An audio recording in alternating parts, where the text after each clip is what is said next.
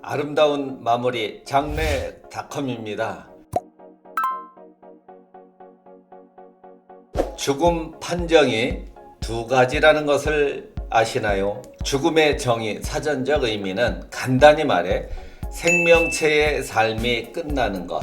간단한데 헷갈리는 죽음이 있습니다. 그 많은 죽음 전문가들도 죽음에 대한 자신들의 이론을 만들어 일관되고 합의된 이야기를 들을 수 없습니다. 죽음을 의학적, 법적, 종교적, 철학적 죽음의 형태로 각 전문가들이 분야별로 이야기합니다. 그 이유는 완전하게 죽음을 경험해 본 사람이 없기 때문이죠. 가끔씩 죽었다 살아난 사람들이 있기는 한데 이 사람들을 그 임사 체험자라고 얘기합니다. 그러나 이 임사 체험자들도 완전하게 죽은 것은 아니겠죠. 얼마 전에 그 인터넷에 미국의 20대 여성이 장례식 도중 장례식장에서 병원으로 다시 실려간 그 황당한 사건이 일어나기도 했습니다. 선진국 미국에서도 이런 일이 일어난다니 참 놀랄 일이죠. 현대에는 과거보다 죽음 판정이 명확해졌지만 과거에는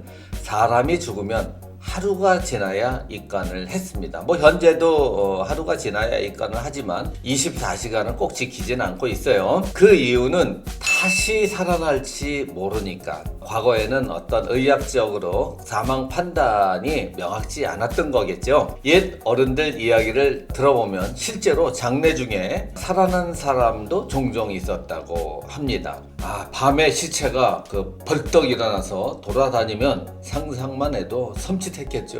그런데 말입니다. 현대에도 이 죽음 문제가 잘 해결되지 않는 일이 생겼습니다. 죽음이 법적, 의학적으로 문제가 되고 있습니다. 자, 의학기술이 발달하면서 이 뇌는 이미 기능이 정지되어 더 이상 회복될 수 없는데도 이 호흡을 하고 심장도 그냥 콩당콩당 계속 움직일 수 있게 의학이 발달하게 된 것이죠. 그래서 의학적으로는 사망하였다고는 하지만 법적으로는 아직 이 맥박이 있으므로 사망하였다고 볼 수 없는 문제가 생긴 것입니다. 법에서는 이 맥박이 정지해야 사망했다고 봅니다. 맥박 정지설이라고도 얘기하죠. 이것이 왜 문제가 되냐고요? 문제 있습니다. 이 죽음의 판정 여부와 그 시기는 상속, 유언의 효력 발생, 또 배우자의 재원, 보험 청구권, 연금 등에 관해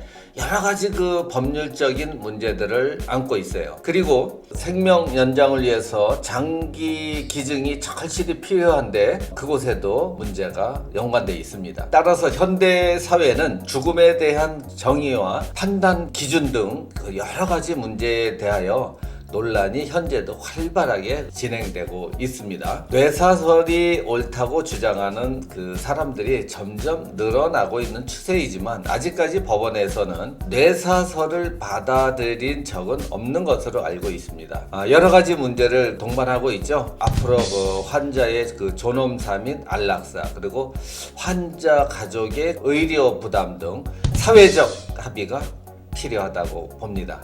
두 가지 죽음, 의학적 죽음과 법적인 죽음에 대하여 알아봤습니다. 감사합니다.